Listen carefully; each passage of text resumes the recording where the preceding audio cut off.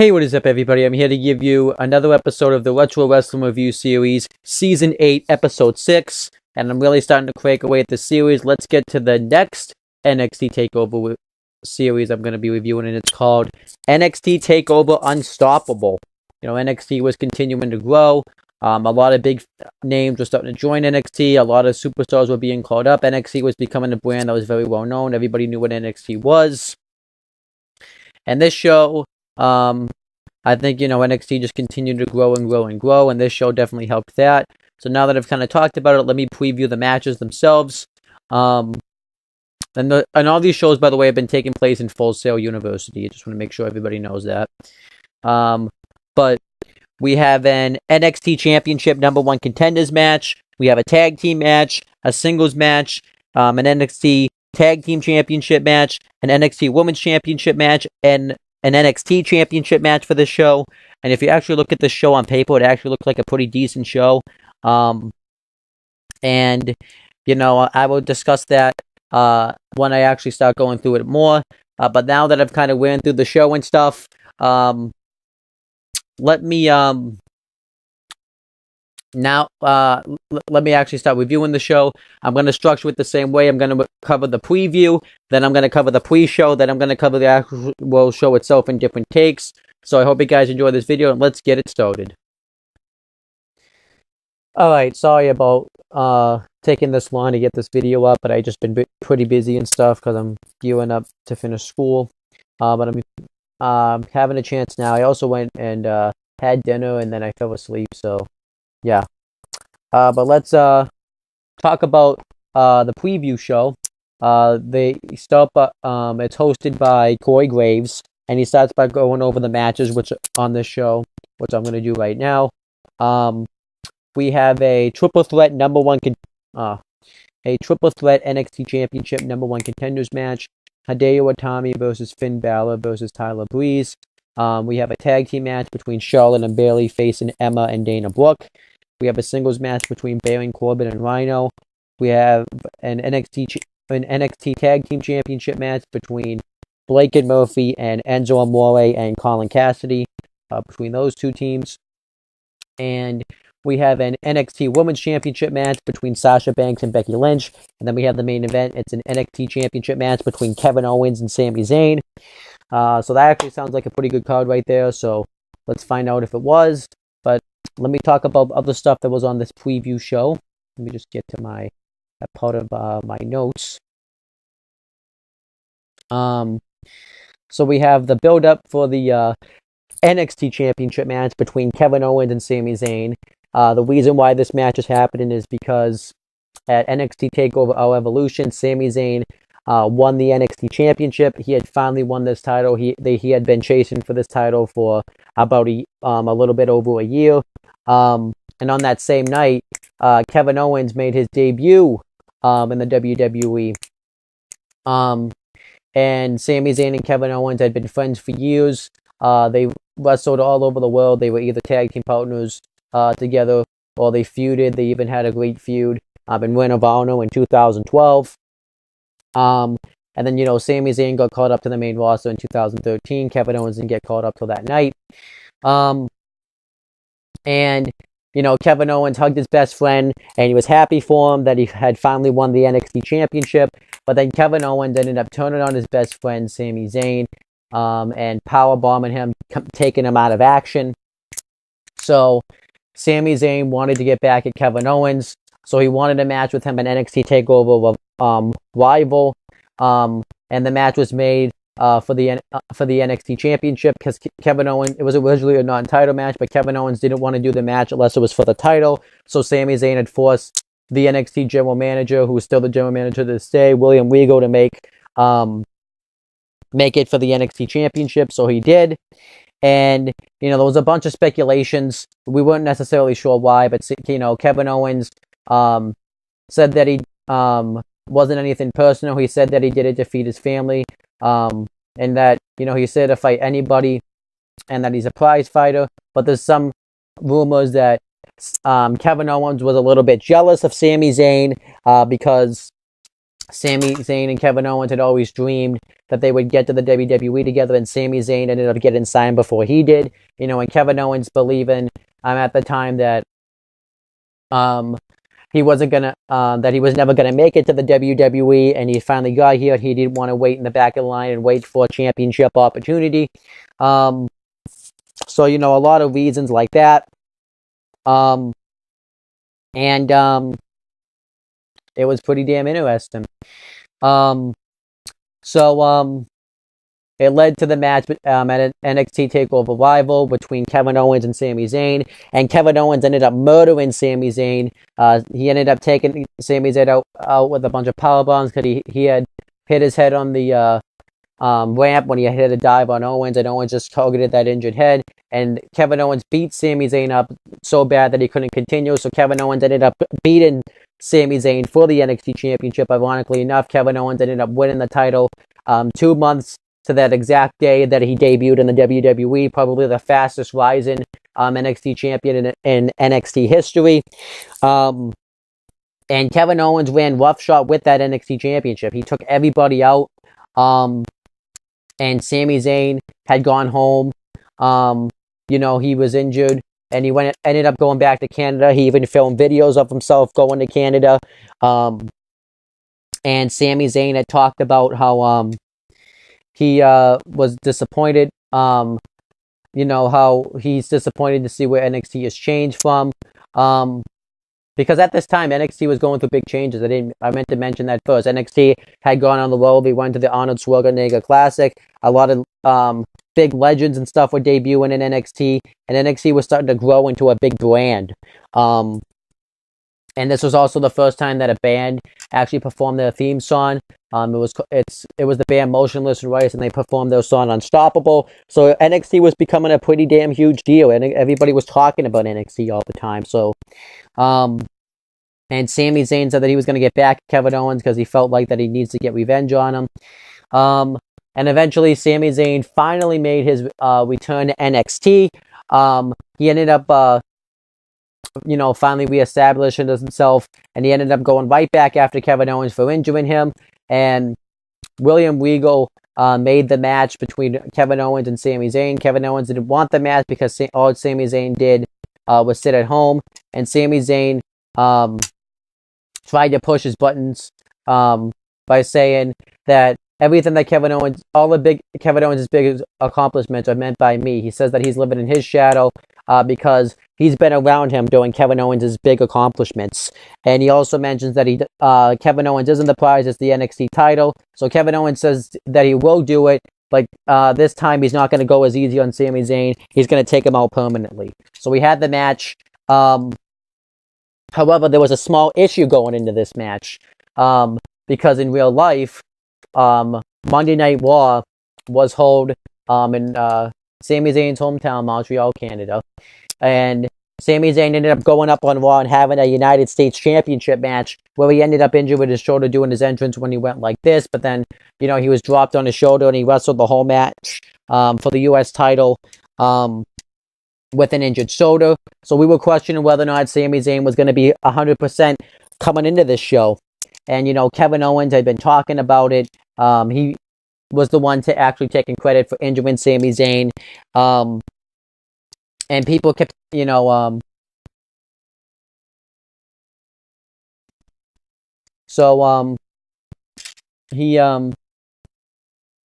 explained, and Kevin Owens had been sick and tired while he was champion. Everyone had kept talking about Sami Zayn. Everybody kept asking him that would you have done the same thing if the champion wasn't Sami Zayn? And Kevin Owens says he was sick and tired of it. He's been the champion, and everyone keeps talking about Sami Zayn. And, Sami Zayn even questions Kevin Owens and being a role model to his kid by conducting himself. And Kevin Owens says that this time the message he's gonna send to his kid is that he is going to finish a fight that he started. And then Sami Zayn on the go-home show of NXT wanted to know why Kevin Owens took him out. And Kevin Owens said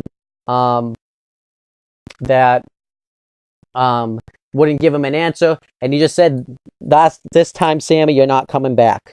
So that kind of led us to this match. A really good high built-up matchup, and it was awesome. This was one of the matches I was looking forward to a lot. And I'll talk about it when once I actually get to that match. But it was really built up. It was a real personal feud. So, and then we had an Apollo Crews video package. We didn't necessarily know that was going to be his name at the time. At the time, he was coming in under the name Yuha, because Apollo Crews was a huge star in the indie scene. And they were hyping him up huge coming into NXT. He had been signed, and they were showing him going through the Performance Center, meeting wrestlers like Mojo Rawley, Bo Dempsey, and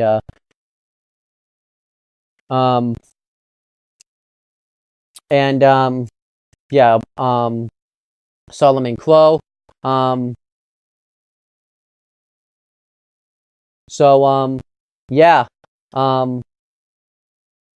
That's how it is going. So that's was pretty exciting to see him come in as a huge deal. And I don't know if they put him up, but the aftermath is he ended up actually being pretty huge in NXT. He was the number one contender to the NXT Championship. He had a huge following. Then eventually he got called up to the main roster way too soon. I don't know why they called him up as soon as they did, and now he just kind of flounders around. He floundered around. He started out pretty well on the main roster, but then he got drafted to SmackDown, floundered around there for a while, got drafted to Raw. He's doing somewhat better on Raw, but not, I don't know how long that's going to last, though. Then we have the next build-up. It's the build-up to the NXT Championship number one contenders match between Hideo Itami, Finn Balor, and Tyler Breeze. And this match was made by William Regal. These were the three best wrestlers on NXT that were fighting for the right to be the number one contender, but these wrestlers also had a little bit of a story behind them. Hideo Itami and Tyler Breeze fought in the NXT Championship number one contenders tournament, and Hideo Itami beat Tyler Breeze in the first round, and then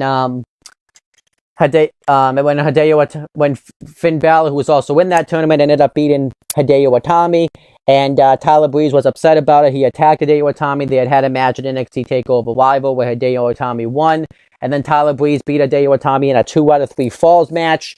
And they were still kind of feuding. Finn Balor had won the NXT Championship number one contenders tournament at Rival, and he faced Kevin Owens on an episode of NXT where he didn't end up winning the title, but he had wanted to get back in that position where he could wrestle, be number one contender again. So this match was made, and Hideo Itami says that he wants to be number one contender because he wants to be the best. He doesn't want to let his country down. He came to be champion, and Hideo Itami says that he feels like Kevin Owens isn't treating that champion, being a respectable champion, and he wants to beat some respect into Kevin Owens. Tyler Breeze wanted to win this match because he wanted to bring gorgeousness into that NXT Championship, and Finn Balor wanted to win this match to prove why he's the best and why he is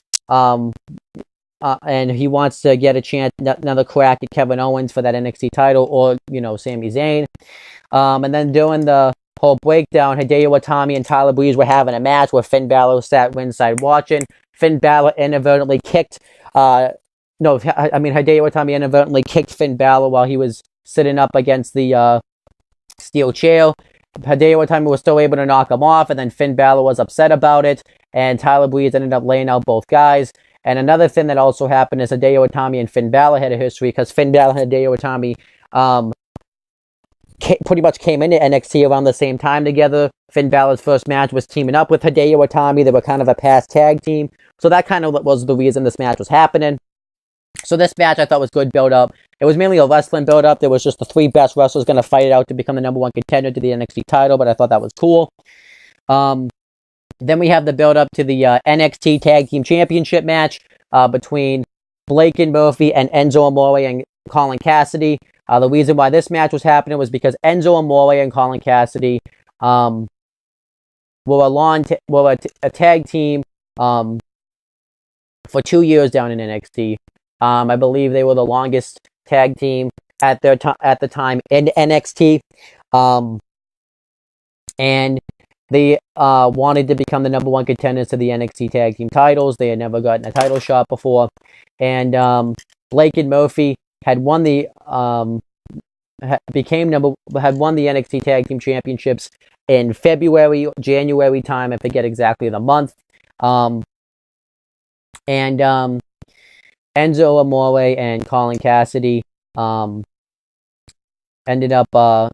Blake and Murphy, we weren't really sure if they were babyface or heel tag teams, but then we found out they were heels. And Carmella was with Enzo Amore and Colin Cassidy. I mentioned this in like the second episode. She had ended up joining them because kayfabe wise, they had cost her a job being a hairdresser, so she wanted them to get her to be to train her to be a wrestler, which they were doing.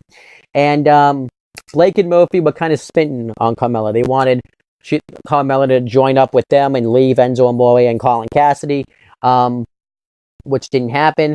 Obviously, this upset Enzo Amore and Colin Cassidy, so this led to a tag team match. Enzo Amore and Colin Cassidy actually had won a number one contenders match. Then they had just had a non-title match where Enzo Amore and Colin Cassidy knocked off Blake and Murphy. And then I believe on the go-home show, Enzo Amore and Colin Cassidy were supposed to have a match, but they were laid out backstage by Blake and Murphy. So this led to this match here for the NXT Tag Team Championships. A lot of the story, though, was questioning whether or not Carmella was going to turn on them because Blake and Murphy kept giving Carmella gifts. And we weren't necessarily sure if she was going to turn on Enzo Amore and Colin Cassidy or not. So that's what made me interested in this match. I also started to really like Enzo Amore and Colin Cassidy. I always had kind of liked them, but this kind of made me huge fans of them.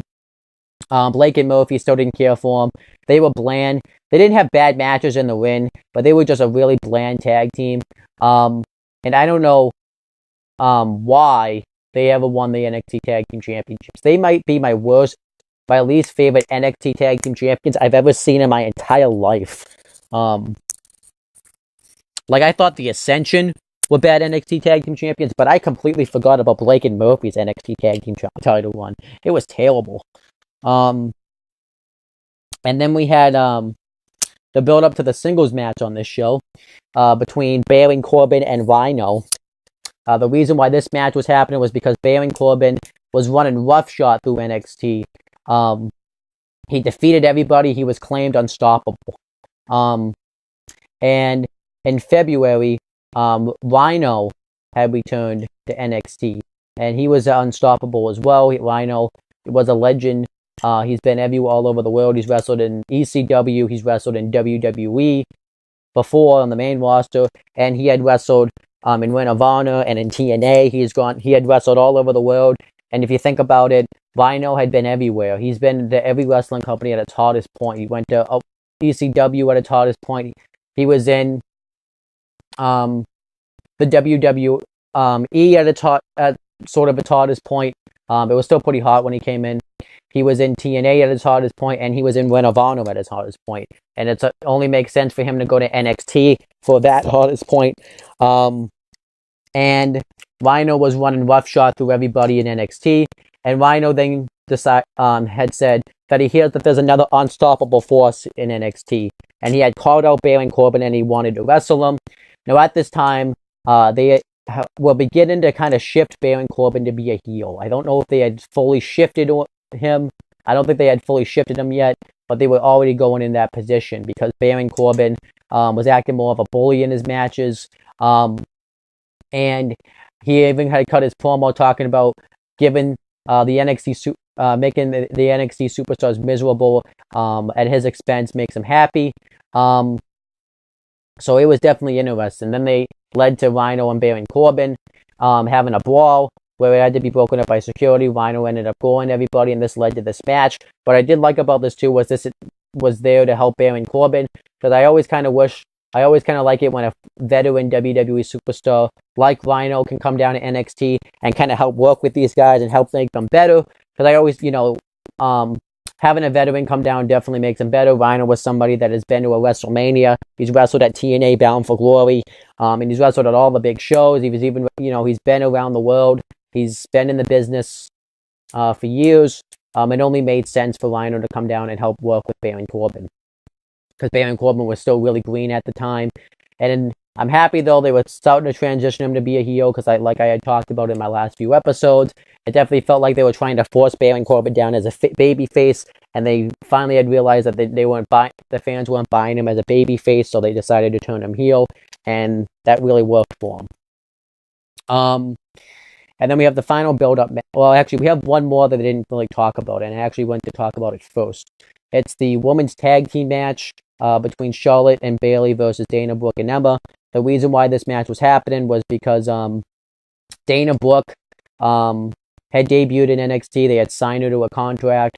I don't really know why they signed her to a contract. She had no wrestling background, and she just was not very good.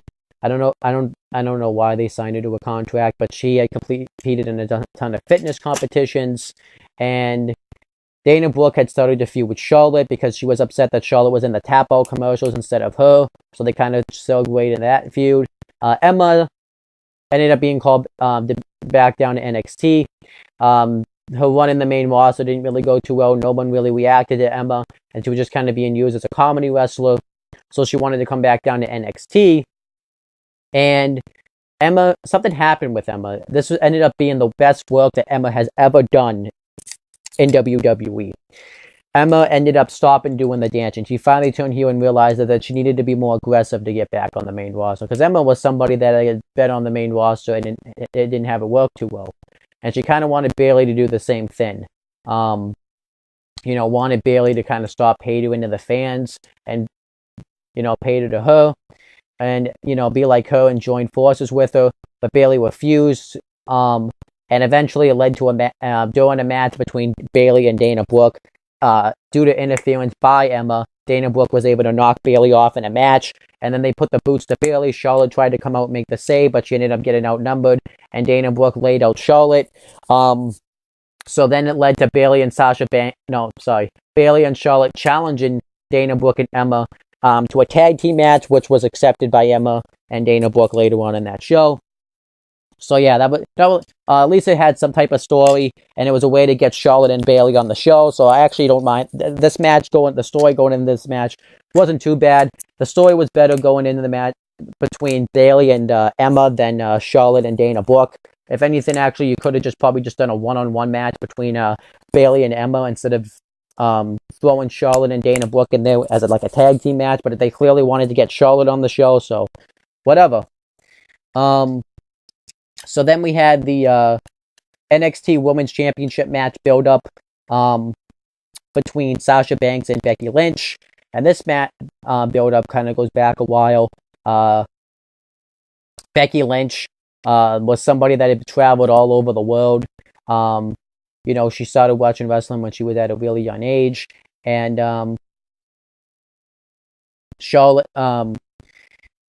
Becky Lynch, had watched wrestlers that inspired her, like the Dynamite Kid, like Stone Cold Steve Austin, The Rock, and Shawn Michaels. Just lost $100.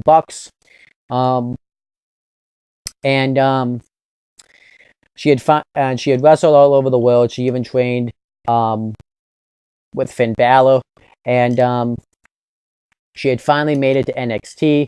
Originally, though, they made her the stereotype Irish person when she was out there dancing and stuff. But then they changed Dana Brooke. And she even addresses that she wasn't being true to herself, which I kind of like that she did that at the time. And, when Sasha Banks was going through her phase when she was attacking Bayley all the time, Becky Lynch had confronted her about it, and she said that Becky Lynch needs to get more aggressive. She can't just people walk all over her, or else she's just going to be a footnote in NXT. So then Becky Lynch and Sasha Banks formed an alliance and took out Bayley, and they were taking out Charlotte, who was the NXT Women's Champion at the time. And there wasn't an alliance based on friendship. It was just strictly business to get them to the top. And Becky Lynch started to become really aggressive. She was unstoppable, hence the name of the show. And Sasha Banks was getting to that quest to get to the NXT Women's Championship. And then eventually, an NXT TakeOver rival there was a fatal four-way match between Charlotte, Bayley, Becky Lynch, and Sasha Banks for the NXT Women's Championship, and you kind of saw, and Sasha and Becky were starting to work together at first, but then you kind of saw some cracks. Becky Lynch started to finally turn on her because she wanted to win the NXT Women's Championship herself, and eventually that didn't happen, though. Sasha Banks ended up winning the NXT Women's Championship that night, but you kind of planted the seeds and set up the whole Becky Lynch, Sasha Banks when they were going to turn on each other. And then finally, on an episode of NXT, Becky Lynch defeated Charlotte and Bayley in a triple threat match to become the number one contender to the NXT Women's Championship, which at the time I was surprised about, actually, because of the fact that it didn't. They weren't pushing Becky Lynch as much as they were Bayley or Charlotte. I actually had thought that Bayley was going to win that match at the time because Charlotte and Sasha already had their feud, but Becky Lynch won, and it was definitely a surprise. And they just kind of went from that. You know, Becky Lynch talked about how she's not just here to be a woman in NXT; she's here to take NXT over, and she's going to make it NXT, which was a cool line. And Sasha Banks had talked about how she made Becky Lynch what she was. You think that she's going to make her own protege,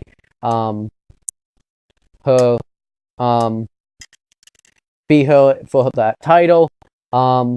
So then it led to Sasha Banks and Becky Lynch having a contract signing, where Becky Lynch ended up making Sasha Banks tap out with the disarmer or the armbar at the time. I don't know if it was called that at the time. And you really built up Becky Lynch as a threat. And just seeing this, I know I don't usually talk about the aftermath until I get to the actual match. It makes me really disappointed about what's happened to Becky Lynch, because she was at least something different. She was aggressive at the time, and now she's just bland as hell. And they really ruined Becky Lynch on the main roster. And I'll talk about that more when I get to that match. And that's the build up to the entire show. That's the entire preview show. And I liked watching the preview show. It was actually pretty good. It reminded me about how much what it definitely is good, because I didn't really know much of the backstory, so I think I enjoyed that. And it also announces that Corey Graves is going to be on the panel for the pre-show. So now that I've kind of talked about it, let me talk about the pre-show itself. Okay, so now we had the pre-show for NXT TakeOver Unstoppable. We had the panel of Renee Young, Corey Graves, and Byron Saxton, and they've gone on to actually have some pretty decent spots in the company. Renee Young now would continue to host the panel for the NXT specials and the mainstream pay-per-view specials, but now she only does the mainstream pay-per-views. And then she eventually became the co-host of Talkin' Smack, and now she's the backstage interviewer that interviews people backstage. Corey Graves went on to continue commentating for NXT, and then eventually he was called up to the main roster after the brand split, and now he does commentary for Raw and 205 Live, and then eventually he ended up leaving NXT. And Byron Saxton was already kind of commentating for NXT and the main roster. Then eventually he just only did the main roster, and then eventually once after the brand split happened, he was drafted to Raw and only did commentary for Raw. And then after the Superstar shakeup, now he does commentary for SmackDown. So they're all in pretty decent spots in the company. But the first thing that happens is we get an interview segment with Enzo Amore, Colin Cassidy, and Carmella, and they're talking about how they're going to win the NXT Tag Team Championships tonight. And this is an interview just taken off a fan's cell phone, which obviously means this was set up because they wouldn't even let a fan get that far into the arena. But then we hear some commotion go down, and the fan goes over there, and we see that Hideo Itami's been laid out, and he's holding his shoulder. And we know somebody attacked him, but we don't know who it was. So then some random backstage personnel and Dash and Dawson go to check on him, which ironically enough, now Dash and Dawson have gone on to become one of the great tag teams of NXT, and they've gone on to become the first and only two-time NXT Tag Team Champions, so it's kind of funny to see what happened there.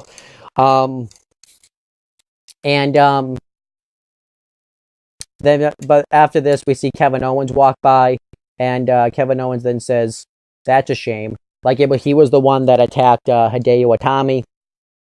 Now, in real life, Hideo Itami ended up getting injured So they had to do this. He ended up injuring his shoulder. He needed shoulder surgery, so they had to do something to write him off, and that's what they did.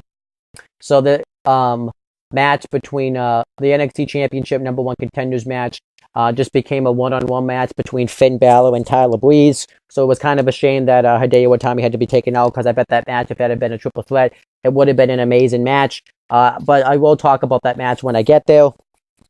But yeah, they never really go back to this story though, because Hideo Itami didn't end up returning to NXT until August of 2016, and by the time he had returned, all the storylines they could have done with it were kind of out the window, because Finn Balor and Kevin Owens and Tyler Breeze were all caught up to the main roster. So they really couldn't do anything with it. But I will talk about the superstars that it could have been at the end of the video, because I want to actually review the show first. And then we had a interview from Stephanie McMahon, and she was attending the show, which was pretty big deal. She talks about how NXT has grown as a brand, and how she attended the show when it was live during WrestleMania weekend.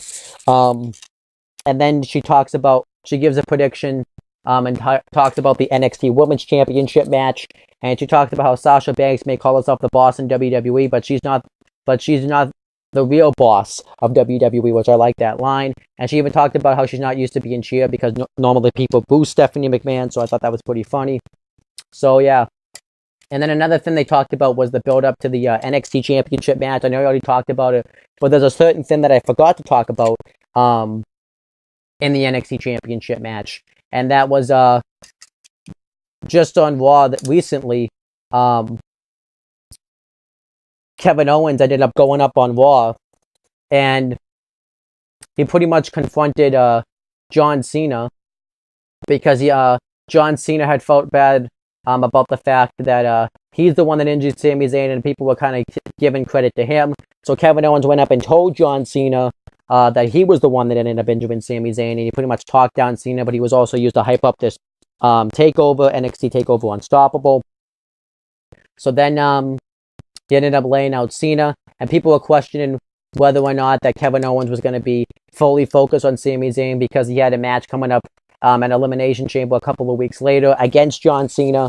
So people were questioning whether he was going to be able to keep his focus. But John Cena also utilized the story by saying that Sami Zayn was tough and still fought through, even though he had an injured shoulder. So they did a good job hyping up this show. And this is when, NXT started to become a huge thing, and it was pretty damn huge, because they were using Raw to hype up NXT, the NXT specials. So I thought that it made it pretty damn huge, because you had Sami Zayn going up there wrestling Cena for the U.S. title. You had Kevin Owens going in there and confronted Cena and completely laying him out. The NXT champion appearing. It became NXT was starting to grow as a brand, and it was awesome. But overall, I enjoyed the pre-show. Still kind of sad to see what happened to Hideo Itami, but overall, I thought the pre-show was good. Now I'm going to actually cover. I didn't mean to do that, but now I'm going to actually cover the actual show itself. Okay, so we had the actual show itself. Before the actual show starts, they show a nice little hype video package talking about NXT TakeOver Unstoppable, how NXT is growing in this as this big brand, and it's unstoppable. And you had people putting it over like Hulk Hogan, Ric Flair, Big E, and John Cena, which was pretty damn cool. You even have fans talking about why they like NXT, and I thought it did a really good job hyping me up to want to watch the show. Then we had the actual show itself. We had the commentary team of Corey Graves, Rich Brennan, and Byron Saxton. And Rich Brennan now is no longer in the company anymore, because the WWE fired him because they thought someone was better than him when he clearly isn't. But I'm not going to talk too much about that. Then we had the first actual match on the show. It was an NXT Championship number one contenders match. Tyler Breeze versus Finn Balor. Tyler Breeze came out with a grand entrance. This was the first time he started to become part of big entrances. Now, in my opinion, was started by Finn Balor with this whole demon entrance. And I'm glad that they do special entrance at takeovers because it makes this, it makes it feel like it's like a WrestleMania. And Tyler Breeze comes out, and a bunch of women are walking around the ring. They come out at first to the traditional, like diva music they would come out to when it's a diva, and then his music hits, and they all have like cell phones around him, and because normally he films himself coming to the ring because he wants to look at himself, and said that's how he came down that way. And this actually ended up airing live on Periscope, which was pretty cool. And then Finn Balor came out like the Demon, and I love watching him come out like the Demon. That's just awesome. And we had this match. I thought this was a good opening matchup. Obviously they probably didn't have a lot of time to prepare because a week had gone by. They had just found out Hideo Itami had ended up getting injured.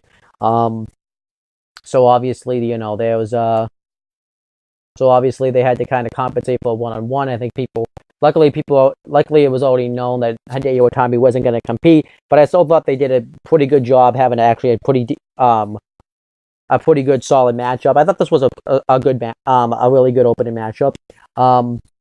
They both start chain wrestling each other. Finn Balor hits a drop kick on Breeze, then they continue chain wrestling each other. Balor lands on the apron and he goes for an enziguri in the corner. Breeze moves out of the way and he hits a springboard dropkick, knocking Balor out of the ring. And then Tyler Breeze takes control of the match. He hits a knee drop on Balor, and he just dominates the matchup for a while. And then eventually Finn Balor makes his comeback. He hits a chop in the corner, a drop kick to the side of the head, which knocks Breeze out of the ring. And then he hits a double stomp off the apron right onto Breeze's spine, which looked cool. And Balor looked pretty cool in his demon paint. He actually had like an eye right in the back, right on his back, which looked really cool. And Finn Balor continues to make his comeback. He hits a sling blade, and then he goes for the drop kick in the corner, but Breeze counters into a supermodel kick, which Finn Balor kicks out of. And then Tyler Breeze is trying to figure out what to do. He goes to expose a turnbuckle, which he does successfully, but the referee kind of stops him at first.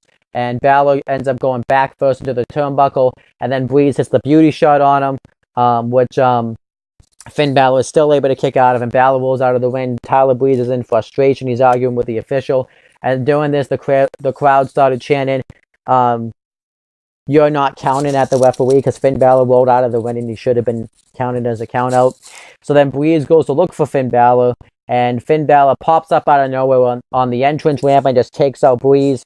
And then he jumps off the entrance way, but he kind of jumps off the Titantron, but it wasn't quite the Titantron, but he dives right onto Tyler Breeze, which was really cool. And then he puts Breeze in the ring, hits the drop kick into the corner, hits the coup de grace for the win, and Finn Balor becomes the number one contender to the NXT Championship. I will talk about where he went after I cover the NXT Championship match. And then Tyler Breeze would end up going to have some really good NXT specials matches, and then eventually he would get called up to the main roster in, I believe, October of 2016. They would push him for like a month, and they lost interest, and he kind of became a jobber. And now he's in a tag team. And now he's been drafted to SmackDown post brand split, and now at Backlash he will be wrestling for the SmackDown Tag Team Championships. But Tyler Breeze really has gone nowhere in this company, which is a shame.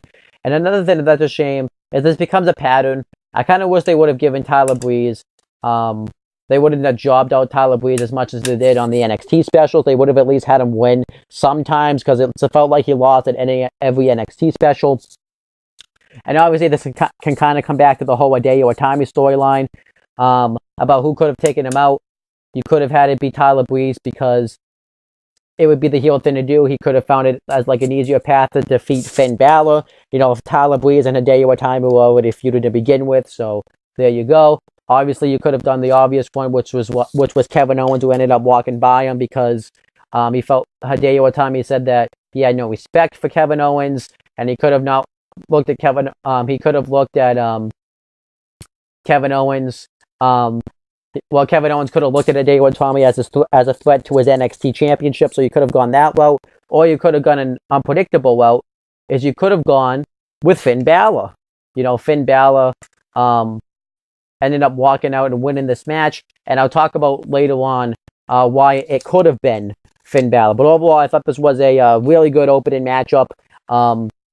And it was a good way to start off the show. The crowd was really hot for it, and they had a lot of good, nice high spots, good near falls. So I thought this was a really good opening matchup. They did have the only thing that takes it away is that they did have to kind of compensate for the fact that it wasn't a triple threat, and it is kind of disappointed that this match wasn't a triple threat, because that triple threat match I think would have been really awesome. So, but the match still ended up being really good.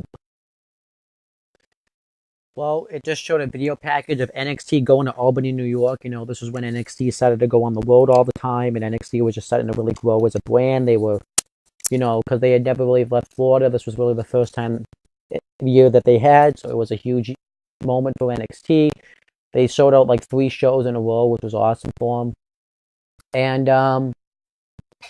you had people hyping it up like Sasha Banks, Bo Dempsey, who's now not with the company anymore, Solomon Crow, who's now not in the company anymore. Bo Dempsey, they was just, like I said, he was booked as a monster, but then I think Kevin Owens, when he came in, they kind of put him in a different spot. He did the whole bull fig, ended up getting released. Solomon Crow, I don't really think, I heard he was like huge in the indies, but I just never really saw what they saw in Solomon Crow. I thought he was very underrated, and I just didn't really care that much about Solomon Crow. Who else was it? Alexa Bliss, who I will get to later on in this video. Sasha Banks, Jason Albert, Mick Foley was there, which was pretty damn cool, and Joey Styles. So yeah, it was just kind of talking about the growth. Jason Albert, who was now the head trainer of NXT for the Performance Center. So a lot of people were just really hyping up NXT, the fans, and it was really cool. Like I said, a really awesome moment for NXT. Okay, next match was a women's tag team match. Dana Brooke and Emma versus Charlotte and Bayley.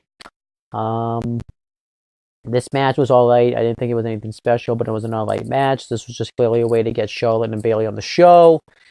And Charlotte and Dana Brooke start off the match. Charlotte kicks her ass, and then Bayley and Emma get tagged in. Bayley kicks... Well, Emma at first doesn't want to fight Bayley. She runs away from her, uses Dana Brooke as a shield, but Bayley just drop kicks her through the bottom turnbuckle. And then Dana Brooke... Bayley goes to go off the top rope. Dana Brooke distracts her. Emma pulls her down, and she hits the back of her head on the turnbuckle. And Emma and Dana Brooke dominate Bayley for a long-ass time. Emma hits the Emma sandwich in the corner. And, the main match was just really a one-on-one match between Bayley and Emma, which is what exactly I said. That's what this match should have been to begin with, but it wasn't. Then eventually Charlotte gets the hot tag. She beats the crap out of Dana Brooke. She ended up botching the big boot, and then Emma tries to intervene, but Charlotte lays her out with a double DDT. And then Charlotte puts Emma into the figure 4 bridge into the figure 8. But Dana Brooke goes to break it up. But I guess there was some miscommunication. I don't know what happened. Bayley rolls underneath her. Bayley hits the belly to belly on her, and then Charlotte hits the natural selection on Emma for the win, and afterwards they celebrate by doing Bayley's pose. It was a fine match, not really anything special, but it was alright. And afterwards, the aftermath came as I believe this feud would continue. Bayley would get injured. Emma and Dana Brooke would kind of continue being the team up until Emma got called up to the main roster, and then Dana Brooke kind of shortly followed suit afterwards. But then they were supposed to be a partnership, but then Emma ended up getting injured, and then Bayley would go on.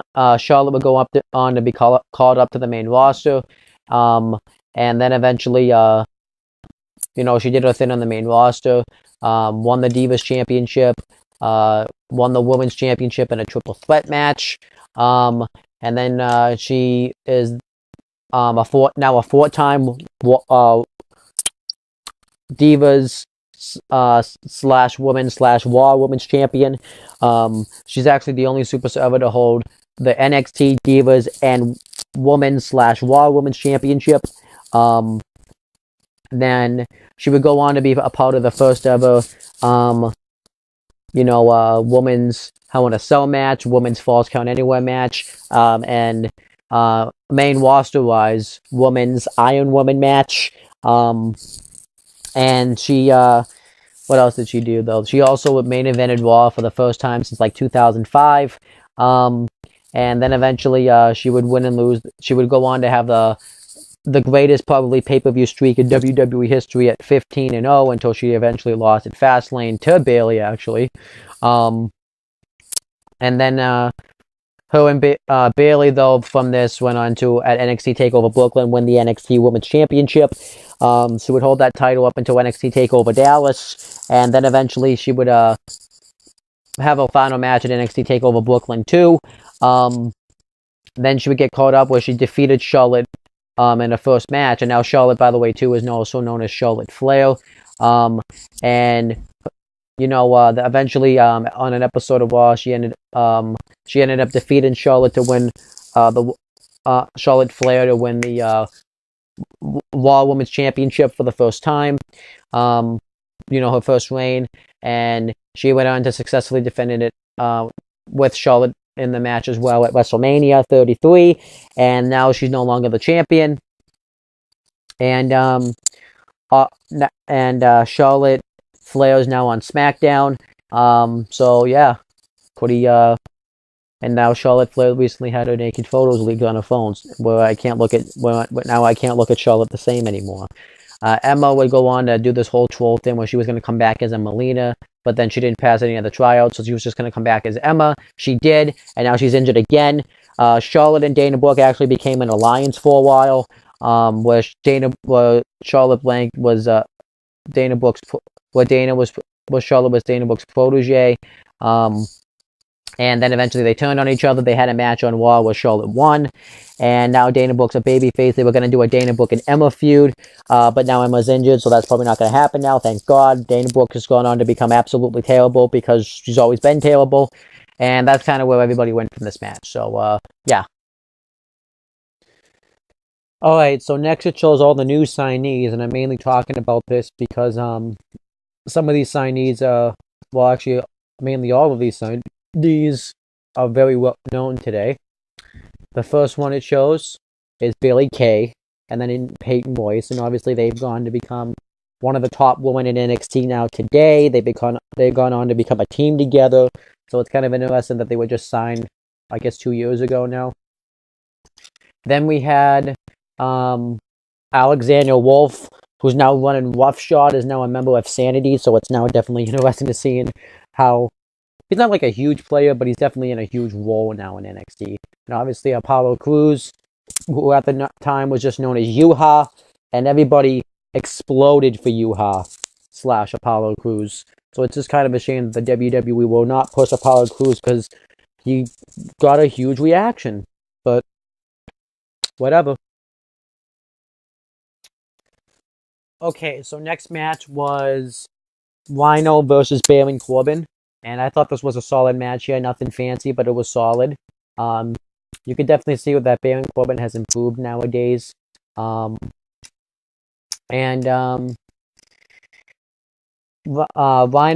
gets the upper hand at first. He tries to knock Corbin out of the ring, but he kind of stumbles getting out. So then Rhino just clotheslines him. Rhino dominates the matchup for a while. Then eventually Baron Corbin turns the tide around, hits a wicked clothesline on him. He got it. Baron Corbin sucks chance. Because, like I said, I think they were transitioning him to be a heel, but he wasn't really quite there yet. And I think they were still kind of trying to go against the grain. He throws him back first into the apron. He pretty much just kind of takes control, gets him into some wrestling holds, hits a lot of right hands. He actually hit a sick right hand right under Rhino's face while he was propped up against the ropes. And then eventually Rhino starts to make a comeback. He goes for a belly-to-belly throw. Corbin counters into a clothesline, into a couple of right hands, and he just starts laying waste to right hands. He bounces off the ropes, but Rhino hits a spine buster on him. Rhino goes for the gore, and then Baron Corbin hits a clothesline, and then the end of days for the win.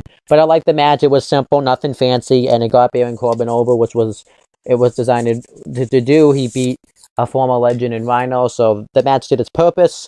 And afterwards, Baron Corbin would continue to wrestle down in NXT for a while. Eventually, he ended up actually also under the aftermath of this too was Rhino and Baron Corbin would become tag team partners for a little bit because Rhino would go on to turn heel after a match with Finn Balor. And they would become tag team partners. Then eventually the team split up around October time. So then Baron Corbin and Rhino had a match where Corbin was able to pull off the victory again. And then eventually, with Baron Corbin, he ended up staying down in NXT. And then at WrestleMania 32, he appeared in the third annual Andre the Giant Memorial Battle Royal, where he ended up winning in his debut. And then he went on to be on the main roster, have some nice solid feuds. And now he's on SmackDown. He's the top heel. And he's doing pretty well for himself, but he hasn't quite gotten that big victory yet. But I hear they do want to do big things with Baron Corbin. I hear they want to put the WWE Championship on him and have him be like the number one heel on SmackDown, which I think would be awesome for him. So I hope that happens for him. So that's what kind of Baron Corbin is right now. As for Rhino, he would kind of have his run down in NXT, and then he would go. He would be called up to the main roster for a little bit. Have some matches for like about a month in December of 2015. Then he kind of went away for a while. Then he returned in NXT in 2016. Had a few matches, and then he officially ended up after the brand split, joined the SmackDown roster, where he ended up becoming one half of the first ever SmackDown Tag Team Champions. Hold the titles up until TLC, which stands for Tables, Ladders, and Chairs, 2016. Yeah, 2016, and then kind of has floundered, and then because of the Superstar shakeup, he was then traded to Raw. So obviously Rhino, he really didn't. I mean, Rhino would have benefited or wouldn't have lost anything because he's Rhino anyways. But Baron Corbin definitely benefited from this match, so that was a good sign. But I still think the match is very well done. Okay, so next, Greg Hamilton interviews Kevin Owens, and he says that sorry for disturbing you, Owens, and then he's like, but you went and did it anyways. You apologized, but did it anyways. And then he asked Kevin Owens how he feels about the week that he had last week, and Kevin Owens just kind of rubbed it in his face to me, and that we sold out New York three nights in a row, and I had 3 successful NXT title defenses. And then he says, you mean that when I went on Raw and pretty much called out John Cena for taking credit for the injury that I suffered, Sami Zayn and tried to accept his dopey U.S. Open challenge. And then when I stepped on the United States title, because that's not the real prize, the NXT Championship is the real prize.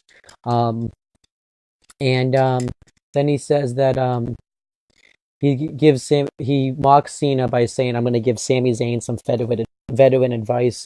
And he says that he tells him that he should not show up tonight, or else you'll never see. And he mocks Cena's post, Sami Zayn again. And then that was it. I thought this was a very good promo by Owens. He did very well here, and it was really good. Okay, next match was an NXT Tag Team Championship match. NXT Tag Team Champions Blake and Murphy versus Enzo Amore and Colin Cassidy with Carmelo inside. And Enzo Amore comes out and does a stick. My name is Enzo Amore, and I am a certified G and a bona fide stud, and you can't teach that. And this right here, this is Big Cass, and he's 7 feet tall, and you can't teach that. And this right here, this is Carmella, and she's hard as hell, and you can't teach that. Which you really can't teach any of those things, except Colin Cassidy being 7 feet tall, because he actually isn't. And they cut a promo on Blake and Murphy, pretty much saying that they're going to take the NXT Tag Team titles from them. It was a very good promo. And then we had the match itself. I thought the match itself is actually a pretty decent tag match. They try to get the upper hand on Enzo Amore because he's a small guy, but then when Colin Cassidy gets tagged in, they're afraid of him. Blake tries to chop him, but it's not having any effect. So then eventually, Blake goes for the tornado DDT. Colin Cassidy counters it and pretty much beats the crap out of him. And then Enzo Amore hits a crossbody on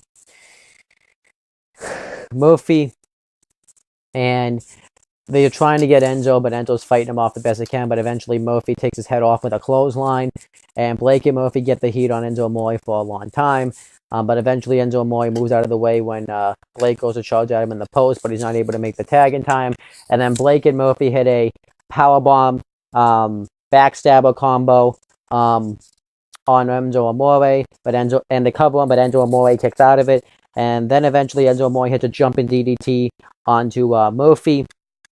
And then Colin Cassidy gets the hot tag on Blake. He starts really going off on him. He lays him out with a big boot. Then he lays Murphy out with a big boot off the apron. And then he goes to hit the assisted splash. He tags Enzo Amore and he goes to hit the assisted splash on him.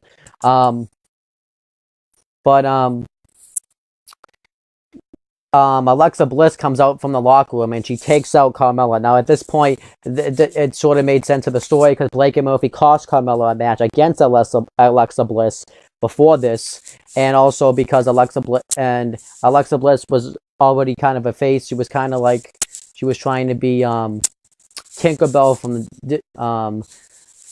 from Disney, but that gimmick just wasn't getting over at all, so they needed to change her gimmick, and they did it here. And then Colin Cassidy wonders what happened. He goes to check on Carmella. Murphy super kicks him, and then Enzo Amore still tries to hit the splash, but then Murphy distracts the referee. Alexa Bliss pulls down Enzo Amore, and Blake covers him for the win, so Blake and Murphy retained the NXT Tag Team Championships. Now, I was fine with this finish, and I still kind of am fine with this finish because it worked, The aftermath of this came Blake and Murphy and Alexa Bliss would become, an alliance together. Alexa Bliss said that she aligned herself with Blake and Murphy because they were champions and she wants to be with top. And this really brought out that fierce side of Alexa Bliss that we really needed to see. And, it continued the chase for Enzo Amore and Colin Cassidy to go after those NXT Tag Team Championships. Now, where it should have led to was NXT TakeOver Brooklyn, was around Enzo Amore's hometown. He would have had a huge following. They would have gotten a huge reaction. And what should have happened is they should have won the NXT Tag Team titles at NXT TakeOver Brooklyn. But it didn't happen.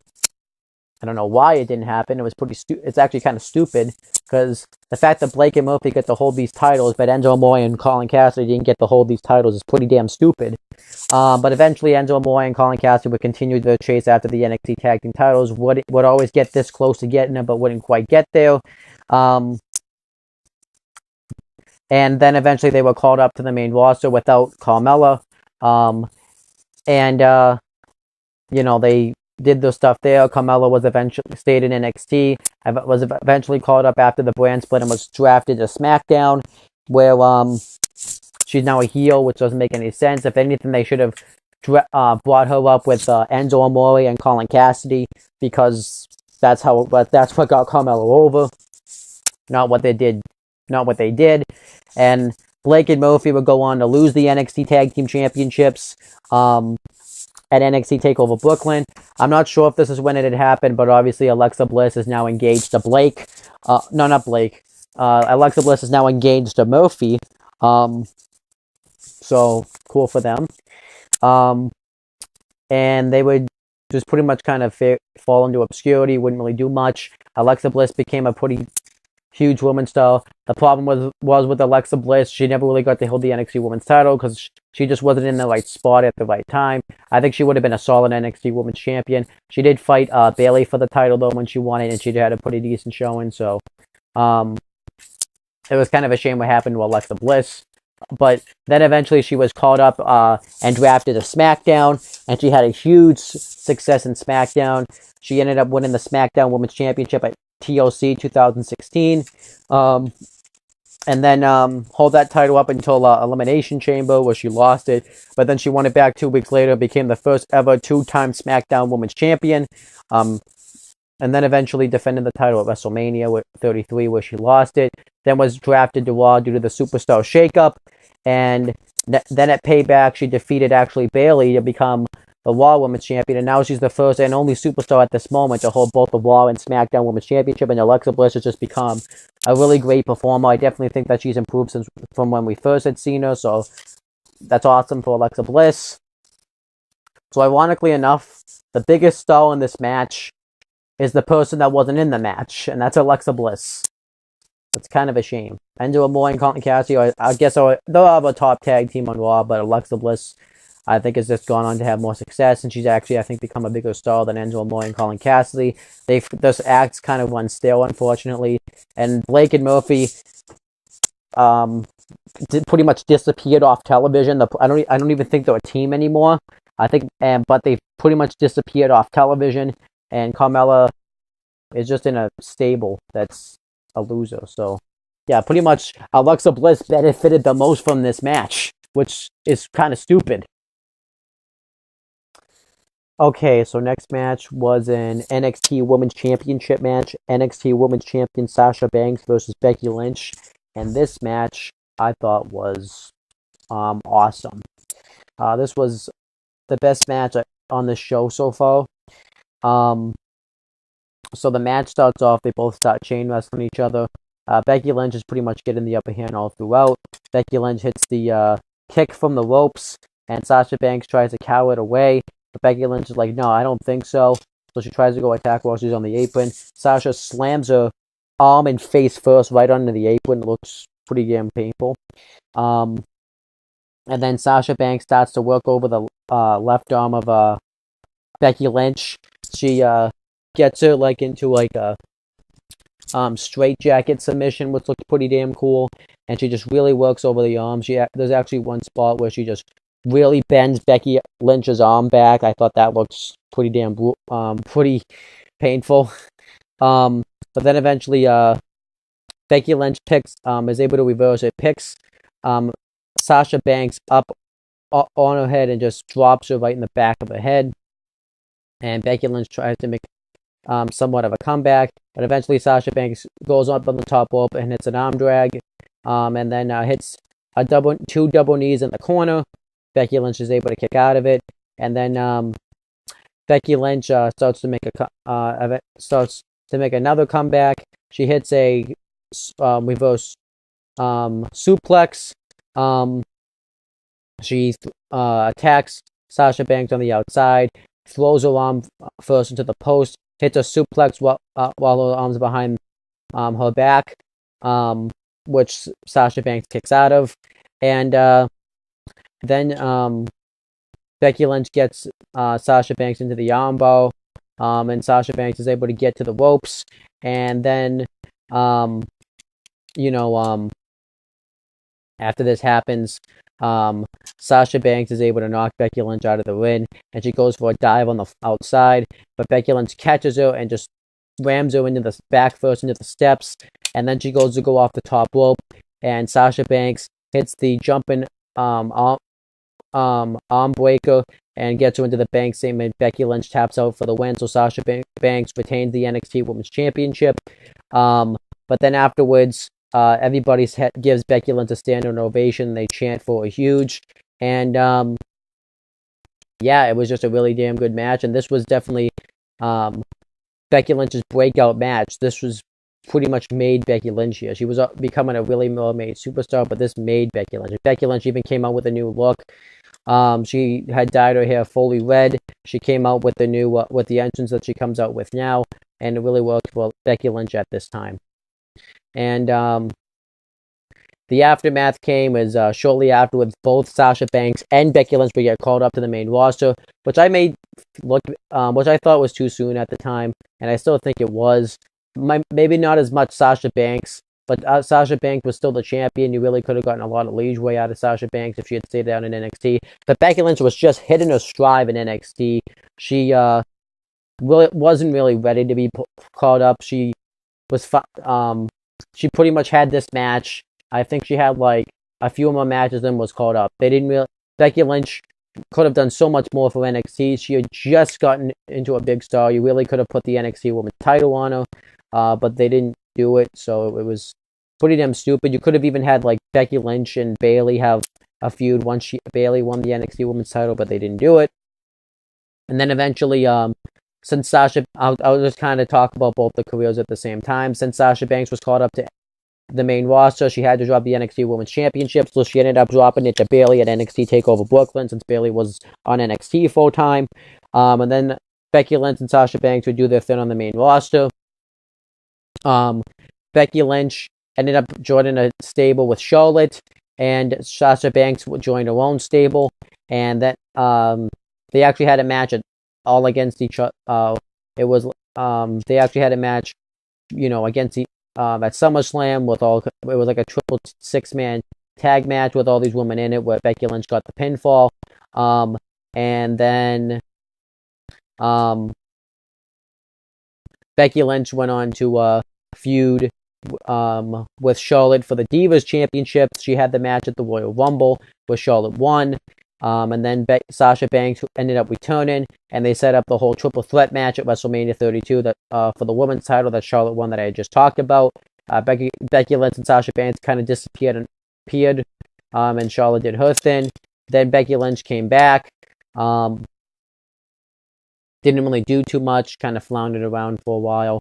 Eventually, and Sasha Banks came back to feud with Charlotte for the Women's Championship. Then the brand split. Sasha Banks was drafted to Raw. Becky Lynch was drafted to SmackDown. And then Sasha Banks went on to win the Women's Championship.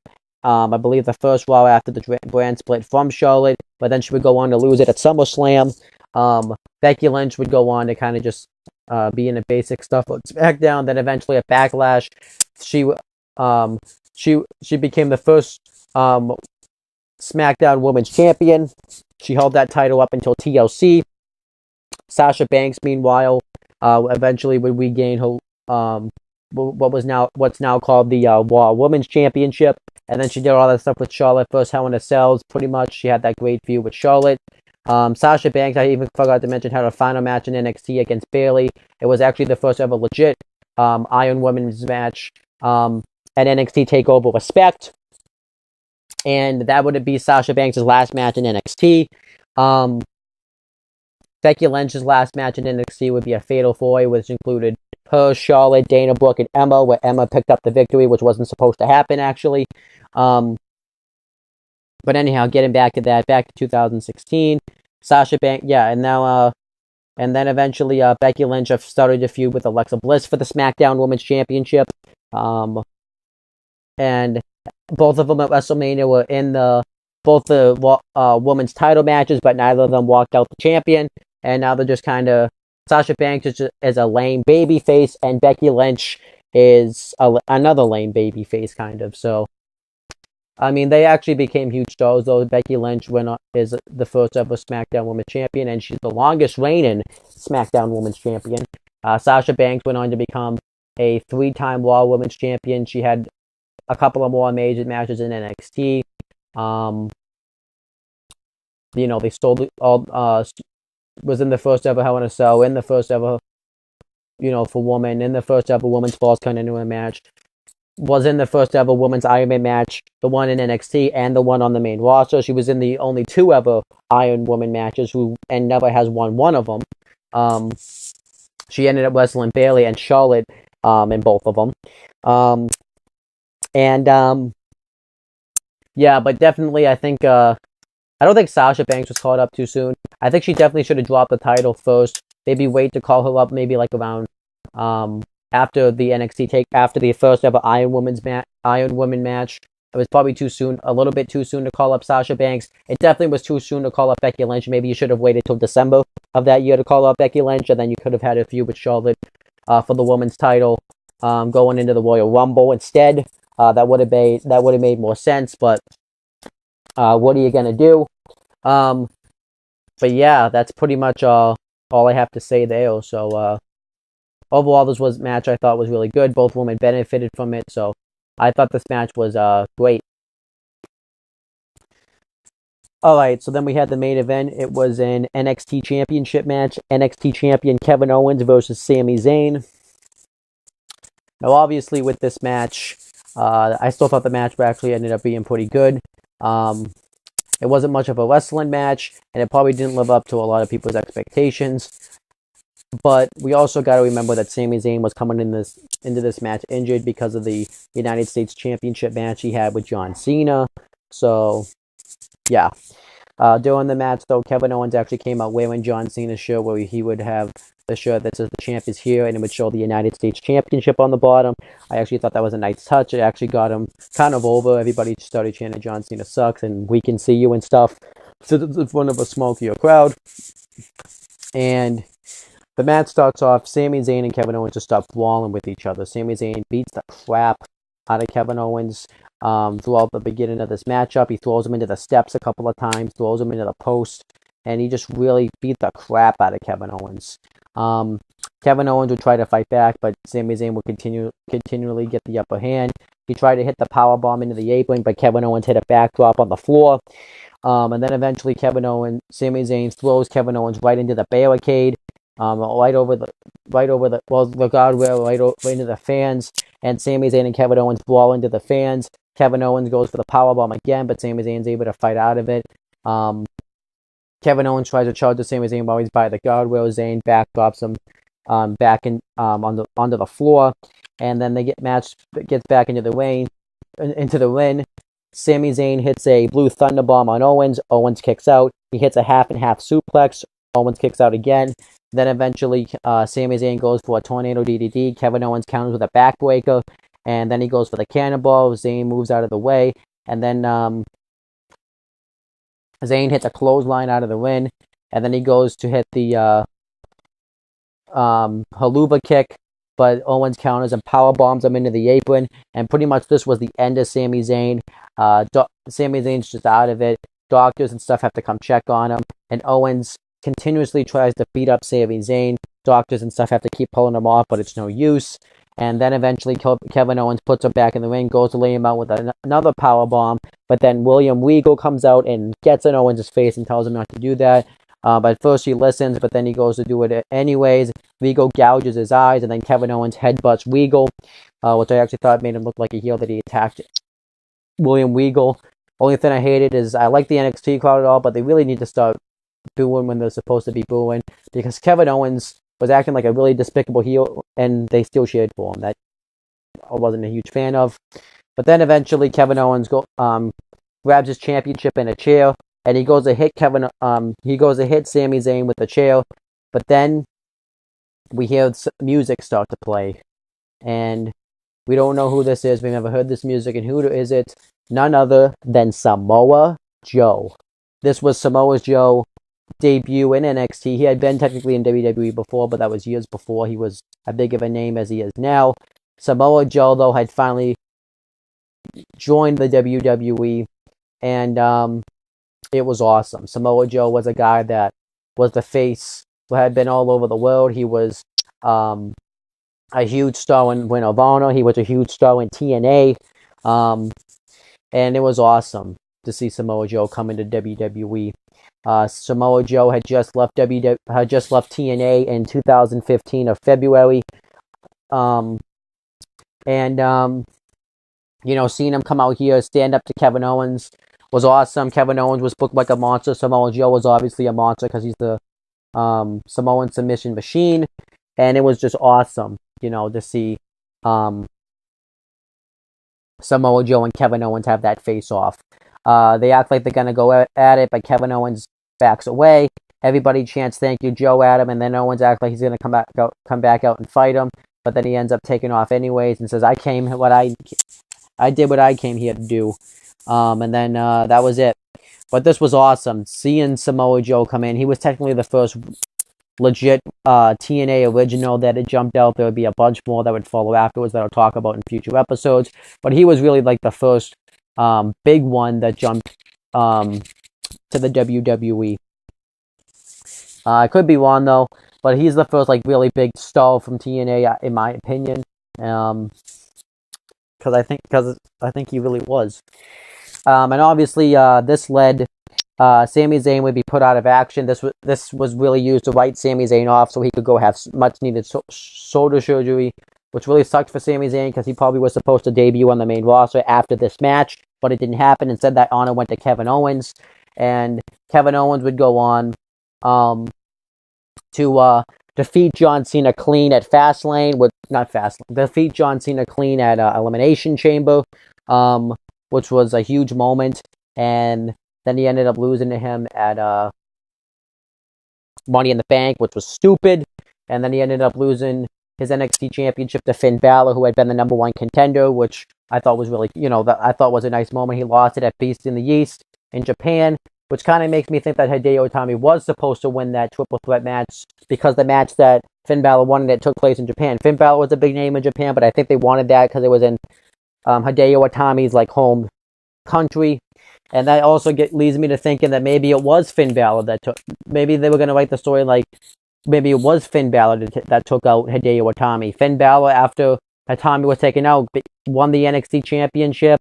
He became the longest reigning NXT champion in history. He became the face of NXT while Hideo Itami was gone. Then he ended up getting called up to the main roster. He ended up becoming the first ever WWE Universal Champion ever, but then he ended up having to vacate the title because he was injured the next night. And then he was gone for a while. He ended up coming back. But pretty much what I'm trying to say is Finn Balor became a huge star while Hideo Itami was gone. Maybe it could be him. Maybe it would have made complete sense for it to be Finn Balor. But then anyhow, continuing with Kevin Owens, so after he lost the NXT Championship to Finn Balor, he would cash in his rematch clause at NXT TakeOver Brooklyn, where Finn Balor would retain the title because Kevin Owens was pretty much on the main roster full-time. He would run his rough shot on the main roster. He eventually became a two-time Intercontinental Champion. He won his first IC title at Night of Champions, and then he would hold it till TLC of 2015. Then he would win it back on an episode of Raw in 2016. And then around this time, Sami Zayn had returned back to NXT. And, while Sami Zayn was gone, while Owens was the main roster, Samoa Joe started to really run through everybody down in NXT. He would end up teaming up with Finn Balor to win the Dusty Rhodes Tag Team Classics. He'd end up becoming a heel. And he became the number one heel in NXT. Him and Balor had a match for the title at NXT TakeOver London, where Finn Balor would win. That kind of led to Sami Zayn coming back. Sami Zayn wanted to get back the NXT Championship since he couldn't get revenge on Kevin Owens because he was on the main roster. And Samoa Joe and Kevin Owens, they did bring up this fact. Samoa Joe and Sami Zayn brought up the fact that Samoa Joe saved Sami Zayn, and is the reason that he's standing. He saved him from getting destroyed by Kevin Owens, which I like that they used. Samoa Joe and Sami Zayn would try to have number one contenders matches with Baron Corbin being involved for the title. First time, they both ended up making Baron Corbin tap out at the same time, and then they both ended up having a double pin the next time. And then eventually Samoa Joe beat him in a 2 out of 3 falls match, where he would go on at first to lose the NXT Championship to Finn Balor, to lose the NXT title match to Finn Balor at NXT TakeOver NXT TakeOver Dallas. And then he would beat him in a live show that I ended up missing because I was really pissed about it. Continuing though, while that was happening, Sami Zayn, after pretty much, he would have one final match at NXT TakeOver Dallas, but and that would end up being his last NXT match. Then he would before that, he was already called up to the main roster. He showed up in the Royal Rumble match and eliminated Kevin Owens, costing him the WWE World Heavyweight Championship, which reignited that feud. Then he ended up showing up again. They could both competed at WrestleMania in the Intercontinental Championship ladder match, where Sami Zayn prevented Kevin Owens from keeping his Intercontinental Championship. So then the feud just got intensified even more. Kevin Owens and Sami Zayn had a match at Payback, where Kevin Owens would go on to win.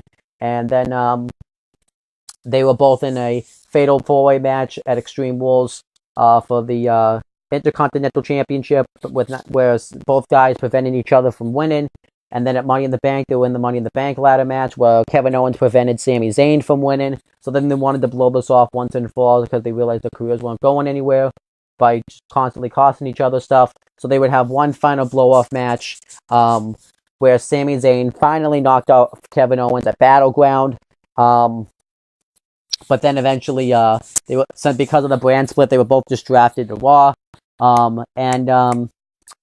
Sami Zayn, Kevin Owens, shortly after Battleground, became the WWE Universal Champion and the longest reigning WWE Universal Champion in history. and Kevin Owens and Sami Zayn would continue to have matches on Raw occasionally, and then eventually during the Superstar Shakeup, they were both drafted to SmackDown, which kind of shows that no matter what happens, they're both just meant to follow each other. Since then, Kevin Owens has gone on to become a two-time and current United States champion. And Sami Zayn pretty much hasn't really had much success on the main roster, and they pretty much do whatever they can to make him look like a geek. Meanwhile, Samoa Joe has become a huge star in WWE. He became a huge star in NXT, not quite mainstream WWE yet. But he went roughshod in NXT. He was, like I said, he won the NXT championship from Balor. But then he also became the first superstar to become a two-time NXT champion, which was huge. He's also the shortest reigning NXT champion in history, which is kind of a shame, but it's the truth. And then eventually after, he would get called up to the main roster, where he's pretty much kind of running roughshod on the main roster, and he's probably one of the number one heel, like the number two heel on Raw, which is huge for him. Him and Sami Zayn continued their feud on Raw. Samoa Joe would defeat him at Fastlane, and then, because of Sami Zayn went to SmackDown, they're not feuding anymore.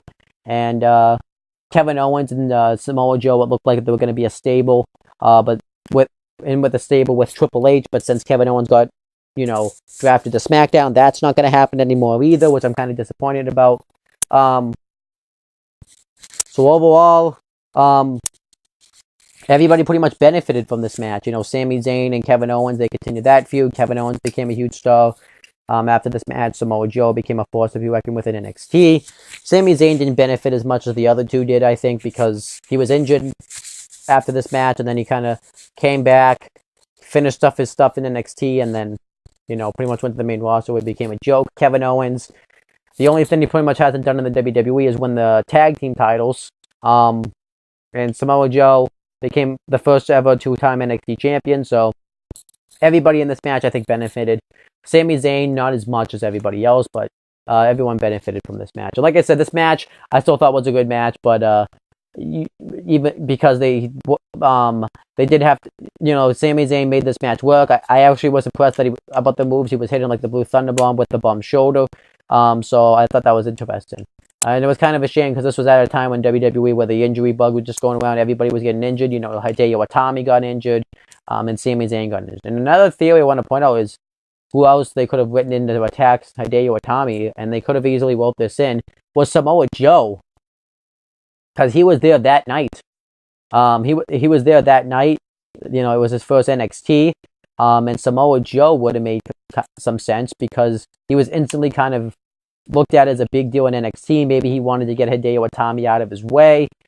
They could have easily wrote that in there. So if I was going to be booking it and I could actually go back and say, hey, I want to remember this whole Hideo Itami situation, I probably would have had it be Finn Balor, just because that would have made the most sense. Kevin Owens would make sense, but that's kind of too obvious. Samoa Joe, that would make sense. Especially if he's the heel Joe, and then you could have set that match up for NXT TakeOver Brooklyn 2 or NXT TakeOver The End. Tyler Breeze would have made sense because they were feuding, but that would have kind of been a lame surprise. So I think the person you probably could go with was probably Finn Balor or even Samoa Joe. One of those two would have worked perfectly, and you can build a story off of that. So, yeah, that's what I think about that. But overall, yeah, I like the main event. Okay, so now I'm going to give my star ratings and my overall thoughts on the show for each match. So, for the NXT Championship number 1 contenders match, I'm going to give that match 3 stars because I thought that was actually a good opening matchup. For the tag team match, I'm going to give that probably 2 stars. Same thing probably for the Baron Corbin Rhino match. Going to give that match 2 stars as well. For the NXT Tag Team Championship match, I'm going to give that match probably 3 stars. And the NXT Women's Championship match, I'm going to give that 4 stars. And for the NXT Championship match, I'm probably going to give that 3.5 stars. Just because, I liked it. And I'm getting generous because the NXT Championship match kind of had to deal with the fact that Sami Zayn was hurt. And they still were able to pull off like a good match, even though Sami Zayn was hurt. Had the debut of Samoa Joe. For but thinking about it, I may change the NXT Championship #1 contenders. I think that's probably 3.5 stars actually. And the NXT Championship match was also 3.5 stars. The actual match of the night to me though was obviously the NXT Women's Championship match. That was 4 stars. I really enjoyed that match. It really makes both women. And I still like how they filmed it, like having both superstars come out from backstage like it's a huge boxing match or something. So I think that's pretty cool. So let me say it again. So for the NXT Championship #1 contenders match is 3.5 stars. The tag team match is 2 stars. The singles match is probably, I actually think I enjoyed that more than the tag match, so I'm going to give that 2.5 stars. The NXT Tag Team Championship match is 3 stars. And the NXT Women's Championship match is 4 stars, and the NXT Championship match is 3.5 stars. So, yeah, that's my star ratings for this show, for the matches and stuff. Overall, I actually really this show I think is actually really good. I'm going to give it like an 8.5 out of 10. This show just really helped grow the brand of NXT, which I think is important. Everybody was talking about it. You know, this show, they really did a great job hyping, and it lived up to the hype. Every match in this show delivered. You know, there wasn't any like really bad match on the show. It felt like it was actually like a big show. You know, you had the debut of Samoa Joe on this show. You had the great storyline match with Becky Lynch and Sasha Banks. You incorporated the mainstream WWE by talking about John Cena. You have a lot of future stars that were on this show. So overall, I think this is a really good show. I don't think it's as good as NXT TakeOver All Evolution. I think that I enjoy that show more. I enjoy this show more than NXT TakeOver Rival. Probably enjoy it more than NXT TakeOver Fatal 4-Way. Rival probably enjoy it a little bit more than that, and TakeOver, the first one, I enjoy it more than that. So that's pretty much it, guys. Thank you guys for watching this video. Please make sure to subscribe to all this stuff down below, like the CM Brothers and the On the Talkinator channel. And that's pretty much it, guys. I'll talk to you guys later.